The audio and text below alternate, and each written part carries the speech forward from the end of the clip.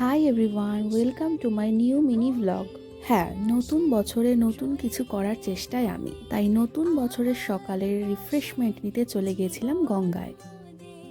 আমরা 31 ডিসেম্বর এবং 1 জানুয়ারির মধ্যে শুধুমাত্র একটা ক্যালেন্ডার ছাড়া আর কিছুরই পরিবর্তন পাই না ঠিকই, তবে একটার পর একটা বছর যেতে যেতে আমরা নিজেরাই অনেকটা পরিবর্তন হয়ে গেছি।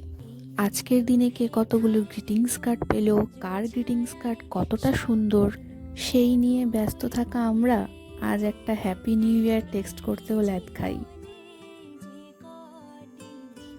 যাই হোক, আমি কোনো নিউ ইয়ার রেজুলেশন নেইনি, কোনো বছরই নেই না।